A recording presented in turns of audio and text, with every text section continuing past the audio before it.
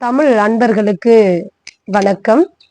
இன்றைக்கு நம் காணொளியில் காண இருக்கும் தலைப்பு, அடுத்த தலைமுறையை அழிவில்லாமல் எப்படி காப்பாற்றுவது என்பதை குறித்ததான் ஒரு அருமையான அழகான கதையோட உங்களை சந்திக்க வந்திருக்கிறேங்க. கண்டிப்பா இந்த கதை ஏதோ கதைப்பதற்கோ நகைப்பதற்கோ சிரிப்பதற்குமானது அல்ல.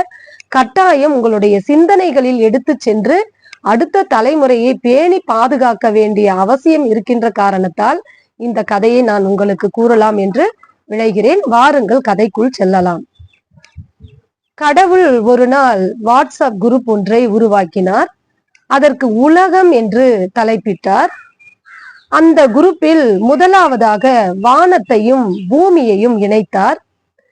பிறகு நிலவு, சூரியன், மழை, மரங்கள், கடல், ஆறுகள், ஏரிகள், விலங்குகள், குளங்கள், பறவை, ஊர்வன என்று ஒவ்வொன்றாக இணைத்து மகிழ்ந்தார்.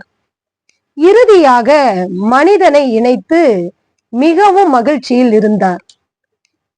மனிதனை இணைத்தவுடன் பிறகு கடவுள் இந்த குரூப்பை இயக்குவதற்கு இனி நாம் தேவையில்லை, மனிதனே சிறப்பாக நடத்தி செல்வான் என்று அந்த குரூப்பில் இருந்து லெப்ட் ஆகிவிட்டு மனிதனை அட்மின் ஆக்கிவிட்டு சென்றார்.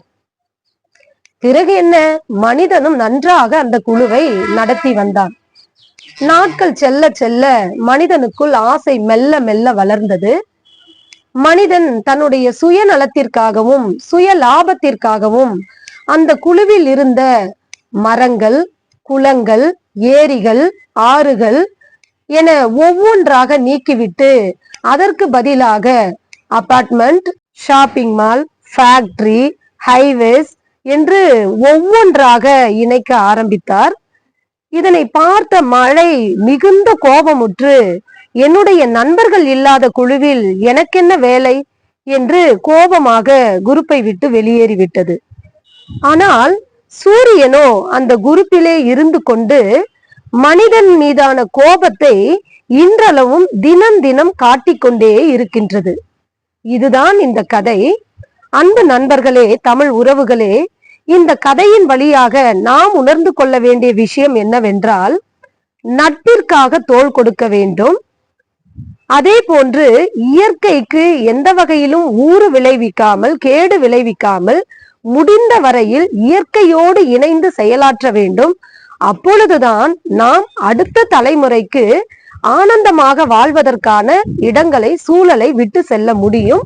எனவே முடிந்தவரை இயற்கையோடு இணைந்திருங்கள், இயற்கையை போற்றுவோம், இயற்கையை பேணி பாதுகாப்போம் என்று சொல்லி இந்த காணொளியை இத்துடன் நிறைவு செய்கிறேன். அன்பு மாணவர்களே, கட்டாயம் உங்களுக்கு இந்த காணொளி மிகுந்த பயனுள்ளதாக இருக்கும். எனவே முழுவதுமாக பார்த்துவிட்டு நம்ம சேனலை லைக் பண்ணுங்க, ஷேர் பண்ணுங்க, சப்ஸ்கிரைப் பண்ணுங்க. நன்றி.